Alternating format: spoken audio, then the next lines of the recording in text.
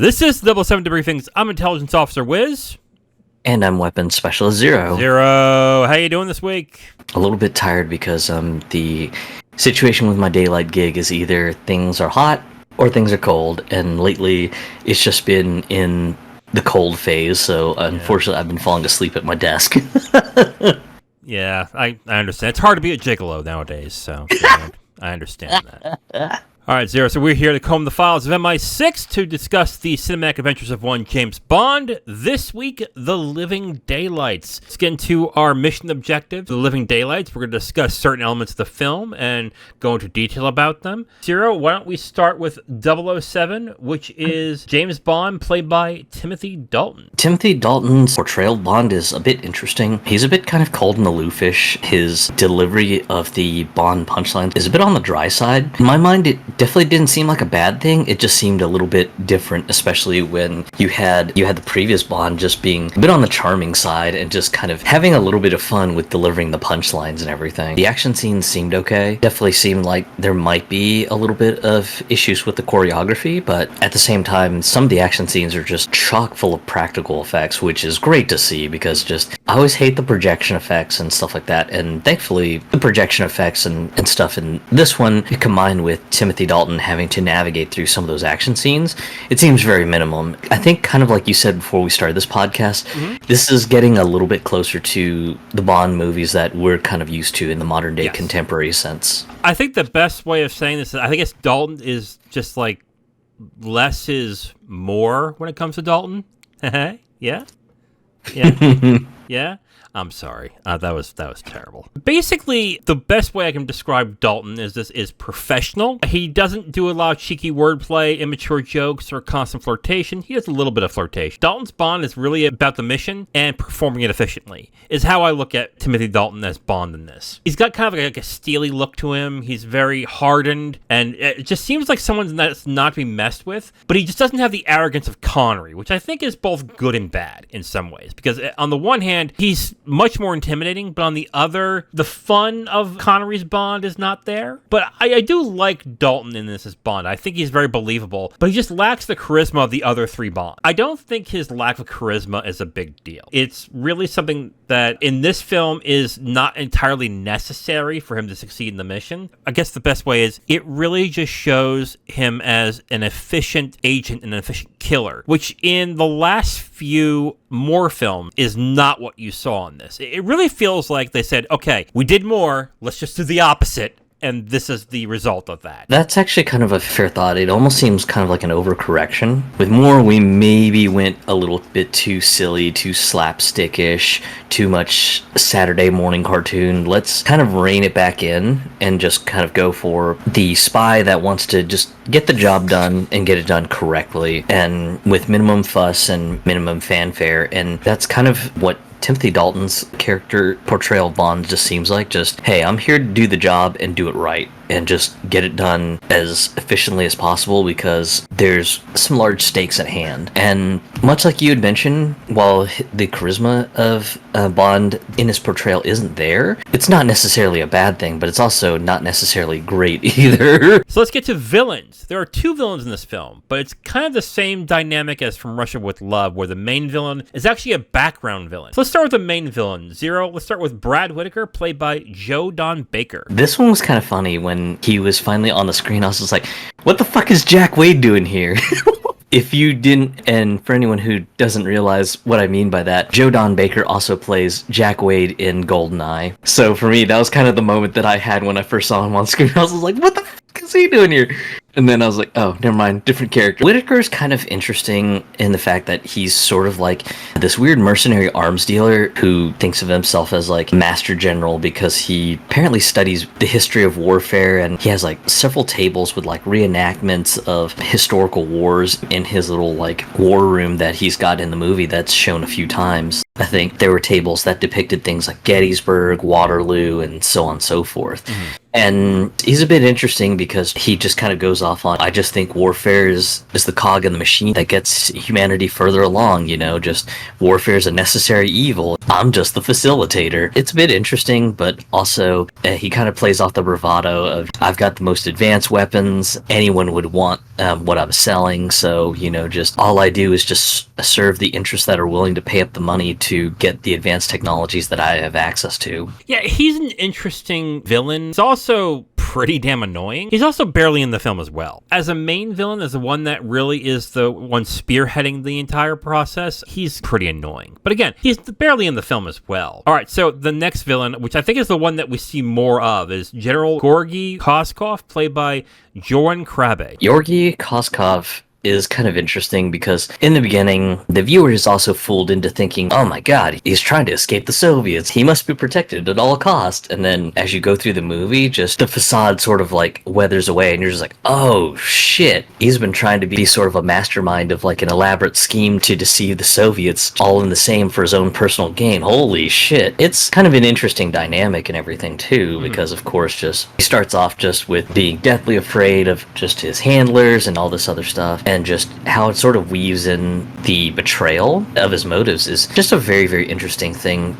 to see in a Bond movie and everything. He's a bit interesting, but it's kind of weird just how his portrayal is, because he starts off super, super gracious and stuff like that, but then once sort of the plot unravels, he becomes sort of like the asshole playboy type.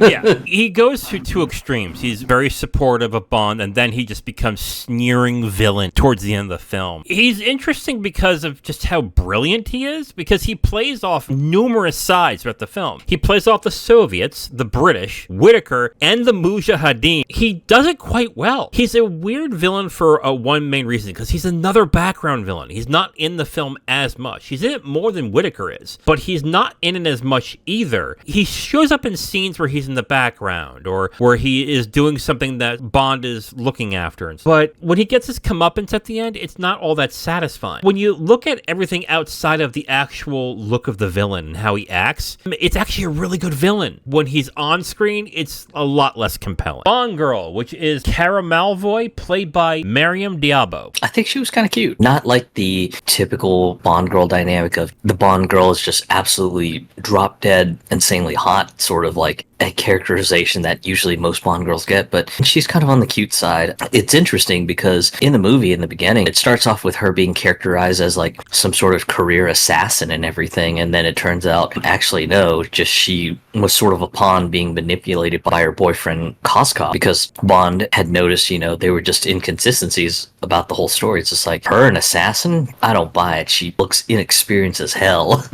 I think the fact that she's inexperienced and she's, I guess, naive is the best way to put it, is what makes her a little more interesting than the most Bond girls, especially the last Bond girl. Oh my god. She is such a great improvement from the last Bond girl. But she's not as capable. She is definitely a damsel in distress type of character. But she's interesting in a lot of ways too, because at first you think she's a secondary villain, but then you realize that she's being played, and that's how you learn that Bond's being played, because she got played. It really shows the machinations of the plot and how important she is to it. I think she's cute too. I think she's oh god, like all the Bond girls are attractive. Let's get past that, okay?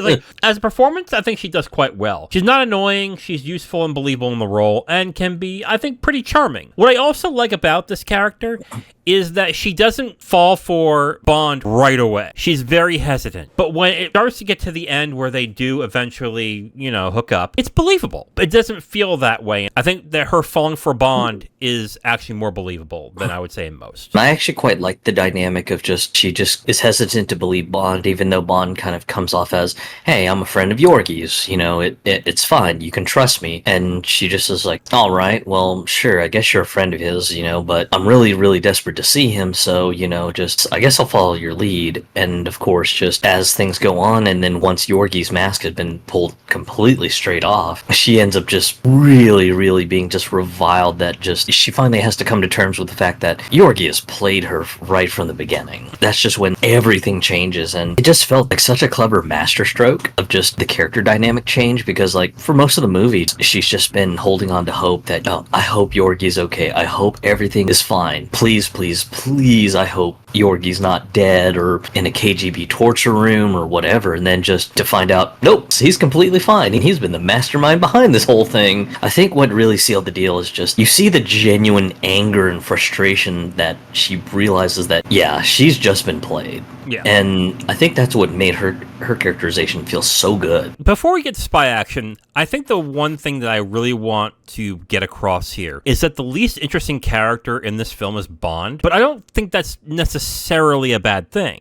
When you put it that way, that's a really interesting thought. Lore-wise, it's actually kind of interesting that you mention that, because ultimately the objective of a spy is, well, to leave no trace behind and just to get the job done without leaving much of a trace. So for Bond to be kind of an uninteresting character, it's kind of an interesting thought. It's one that I'm a bit conflicted in, because if Bond is the main character, he's supposed to be interesting, but at the same time, he's not as interesting as some of the past Bonds. Spy action! I think this one felt like a lot of fun, especially with some of the chase scenes. I thought some of the chase scenes were just absolutely brilliant, lots of fun, especially like in the beginning with the Gibraltar scene. Starts off with a spy exercise gone wrong, and then just bam, just Bond is just trying to take care of this assassin, and it just gets into like a wild chase on the road. And then of course you've got the whole ice lake sequence, which was just a lot of fun there too. That one also had a bit of a slapstick sort of moment too, when they're using Kara's cello case to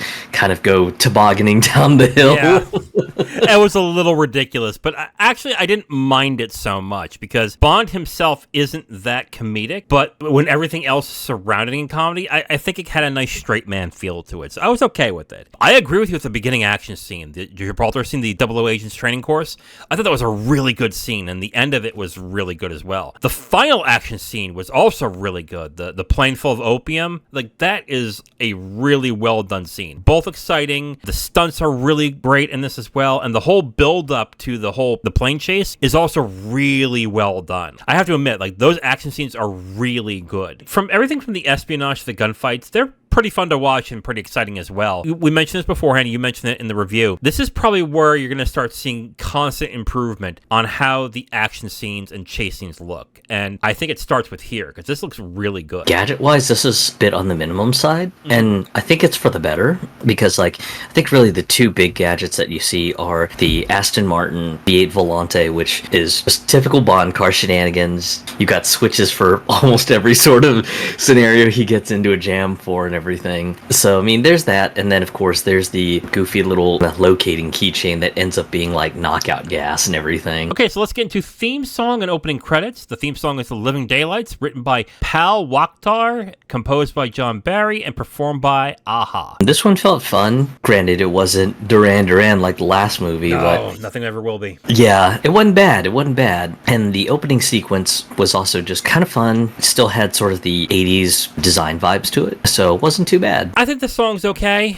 It has some good energy to it, and it feels more appropriate for the film. The opening credits sequence is also good, but it kind of copies elements from The Spy Who Loved Me and Octopussy. They feel throwbacky more than anything. They're okay. I have no problem with it. Okay, Zero, so we're getting to our conclusions, so go right ahead. What are your final thoughts on The Living Daylights? I think it's a great first debut for Timothy Dalton. It's definitely, in a sense, I feel like it's sort of an overcorrection for sort of the silly, slapstickish comedy sort of stylings of the Roger Moore movies, but that's not in a bad way, especially if the last few movies were an indication from us that we appreciate the comedy, but we don't like it when it sort of dilutes sort of the seriousness of the action and everything. You got a cute-ish Bond girl this time. That's not necessarily a bad thing. Cute-ish? Come on, dude. Really? Cute-ish? Damn, you are harsh, man. Hey, I mean, it's okay. Not to say that I don't like her or anything. I'm not going to shame you. Like, it's fine. I guess she's a 6 or 7, I guess. Whatever. No, definitely not that. I mean, I quite like her, but Oh, yeah. compared to like the rest of the Bond girl retinue, just she's more on the cute side of things. Sure. And then, of course, you've got the two villains who are interesting, but unfortunately, they're just shuffled off in the background, and just most of the times it's the henchmen doing things, which is a little bit unfortunate because the villains are really, really interesting. Overall, I would say this is a mission accomplished, even if it is a bit of an overcorrection from more movies that had a bit of comedy and things like that. I would say mission accomplished mostly because it just feels like a good movie. I think just as a first outing for Timothy Dalton, it's fantastic. I agree with you. It's a mission accomplished for me as well. I agree with a lot of your point. It definitely felt like an overcorrection for the Moore movies. There is comedy in it, but the only thing that is not comedic in the slightest is Bond, which is, I think, a big overcorrection from the Moore films. I think it's a better Bond, though, because he feels threatening and exciting again. And that was the big problem I had with Moore. Whenever he would act mean, whenever he would act cold. And we had a comment on one of our episodes as well, where someone mentioned that Moore did act pretty cold in one specific scene in one of the Bond films. I just didn't buy it. But the elements surrounding Bond make it fun and engaging in this movie. I agree with you with the villains, they're disappointing, but the action, the Bond girl, and I think Dalton himself makes up for that small misstep. And what I like the most about this movie is the most important thing is the story, is what's going on. Because in previous Bond films, especially with Moore, the most important things were the Bond girl or Bond. The whole mystery and the action stuff was kind of secondary. In this one, you have a sprawling plot that twists and turns in different ways, and it's easily the most captivating and compelling thing about the movie. Overall, I'm going to say mission accomplished as well. It is disappointing that Dalton won't have more films after the next one. It's a good Bond film, and I find it pretty exciting and fun. So overall, mission accomplished for me. Mission accomplished for you? Yeah. And mission accomplished for The Living Daylights. Now, if you want my full review on this movie, you can go to my website at IamTheWiz.com. You'll have my full written review right on the site, along with a link to the video that has this review that you've just listened to. All right, Zero. So we are at the end of this episode. So next week, what is going to be the next film we're going to be watching? It is 1989's License to Kill. License to Kill. All right. We're heading to that point now where I think it's after this one, we get into Brosnan, correct? Yeah. Yeah, all right. That'll be interesting. I don't know much about this, to be absolutely honest with you, except that Benicio del Toro's in this. Oh my God, how long has he been acting? No, seriously, how long has he been acting for? God, I can't even remember. I remember seeing him in a film in the 90s. I think it's called Baggage something. It was with Alicia Silverstone. It was awful, so don't watch it. But, I remember him in it, and I thought that was his starring role, but I guess not. All right, so tune in next time where we're going to be reviewing the file for License to Kill. I'm Intelligence Officer Wiz. And I'm Weapons Specialist Zero. Talk to you guys next time. Bye.